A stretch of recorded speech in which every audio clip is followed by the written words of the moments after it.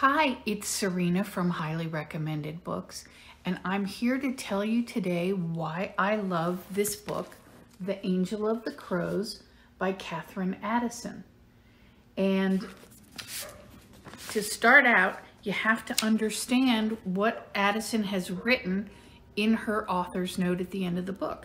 She has specifically told us that fan fiction is a literary term where fans of a book or a movie or a TV show write news stories about the characters in that book.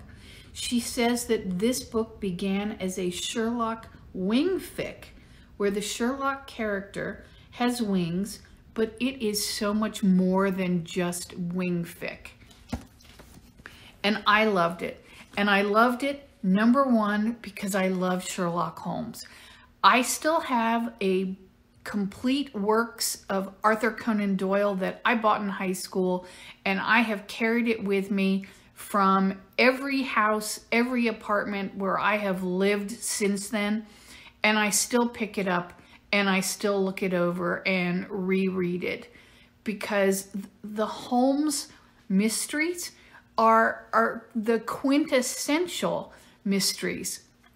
And I love Holmes, whether it's written word or television or movie. They're all fabulous and they're all fun. And it's something that we all recognize. So what Addison has done here is to create a world where Sherlock is represented by the character Crow. And Crow is an angel who has black wings, so he looks like a crow. And Watson is represented by a character called Dr. Doyle. And he was even injured in the war in Afghanistan, because there was a war in Afghanistan back in the 1890s. And as Holmes wrote it, Watson was injured there. And as Addison has written it, Doyle was, who, refers to Arthur Conan Doyle, was injured in the Afghanistan war.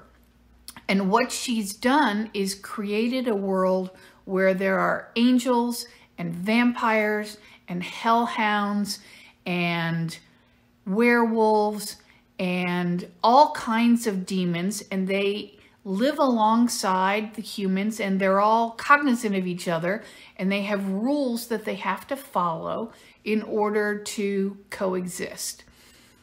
And the rule that she has established is that angels must inhabit a specific dwelling place, or else they will fade away into nothingness. And Crow is in danger of that, and Watson, or Doyle here, has to help guard Crow and keep him in the land of the living of the angels. And it's a really fascinating interpretation and creation of this new world. And what Addison has done is given us the essence of several of the most famous Sherlock Holmes stories, including The Sign of the Four and The Hound of the Baskervilles and The Speckled Band. And she retells them and is very, very faithful to the original stories. The story is filled with Easter eggs that will give us the sense of the original Sherlock Holmes stories, including the fact that Crow and Doyle live at 221 Baker Street. They are assisted by the Irregulars. There's an Inspector Lestrade. There's a Hudson character. Holmes was injured. Holmes rakes his hand. Holmes rakes his hand through his hair when he's perplexed, and together they solve all of these mysteries.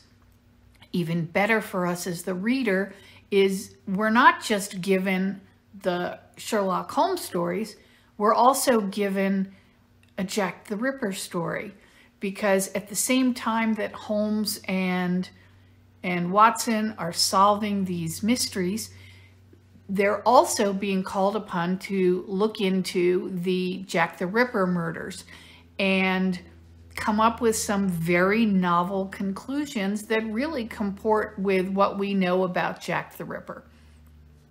So I highly recommend this story to anyone who loves Sherlock Holmes, loves reading about the deductive process, because that's what Holmes is known for, and that's what Conan Doyle really created for us, and anyone who loves wingfic.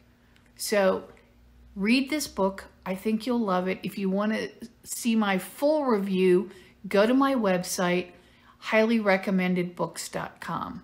Have a great day.